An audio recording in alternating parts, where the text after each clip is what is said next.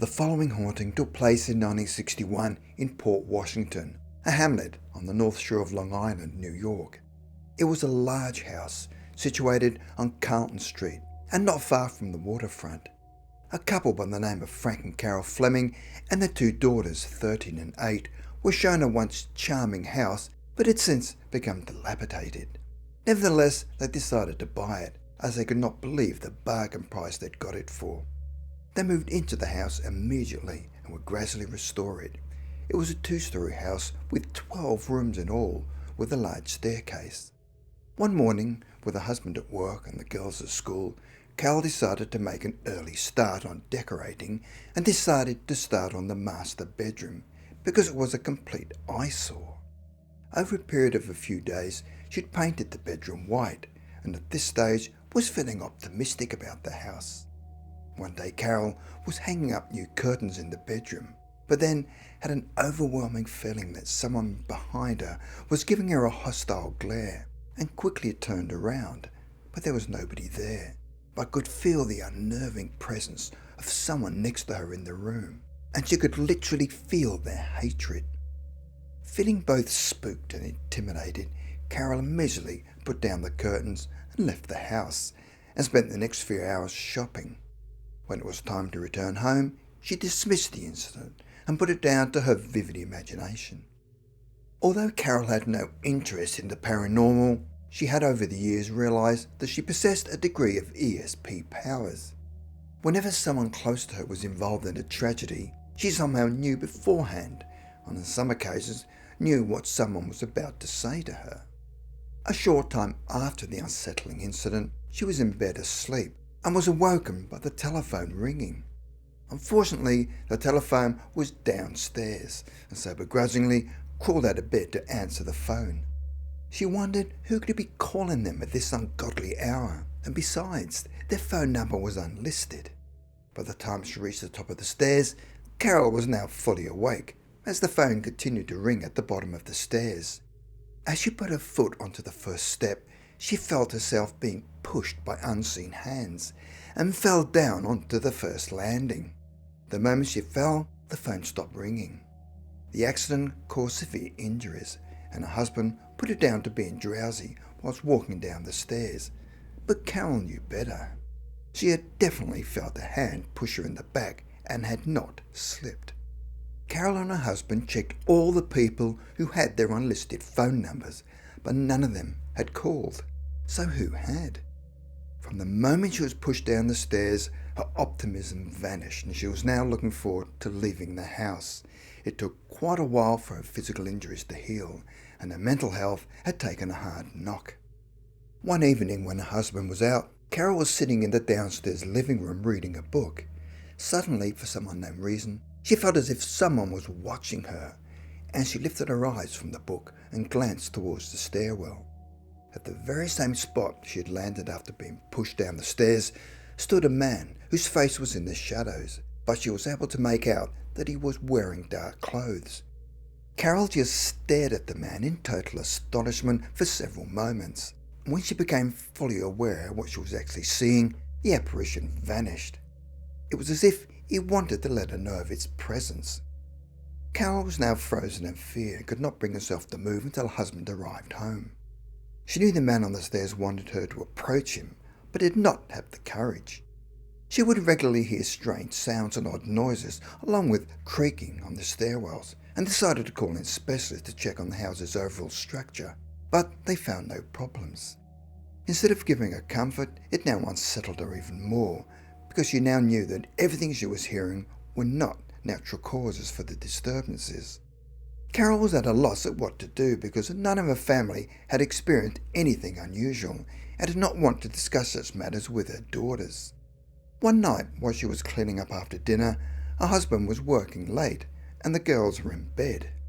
She heard a loud thumping and knocking overhead in the master bedroom and initially thought that the girls were out of bed and playing, and screamed at them to go back to bed. When she raced upstairs, she found the girls fast asleep and went back downstairs to continue washing.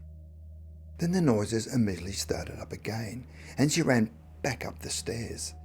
There were 7 doors that opened up into the hallway, and she just knew which door he was lurking behind. Her bedroom. She turned around to go back down the stairs, but this time had a tight hole on the banister, as he was not going to push her down the stairs a second time. She slowly descended the stairs, but sensed that the spectre was not behind her this time, and that his preferred domain appeared to be in the upstairs part of the house.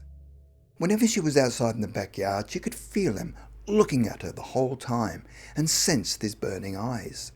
Whenever she left the house, she could feel a wave of hatred coming from inside the empty house. Did he now resent being left alone, and had he become attached to her? When she discussed the matter with her mother, she gazed at her with an understanding and said she always felt there was someone in the house, but felt it was friendly. However, Carol knew better. Her mother suggested Carol put up a picture of Jesus in the entrance foyer to ward off the entity, but Carol was not religious. However, she was so desperate to rid herself of this troublesome spirit, she took her mother's advice and placed a picture of Jesus on the foyer landing, and it seemed to make a difference, as it never appeared on that spot again. However, the entity was as strong as ever in the bedroom, and feared it was a jealous spectre. When she was at home during the day, it seemed to be calling her to go upstairs, but during the day, the upstairs was his domain and hers was downstairs. One evening, when her husband was taking a shower, Carol was brave enough to venture into the bedroom by herself and said to herself, "Why, he isn't here after all." But then a voice then whispered in her ear, "I am here." And then to add to her torment, a necktie was placed on her shoulder.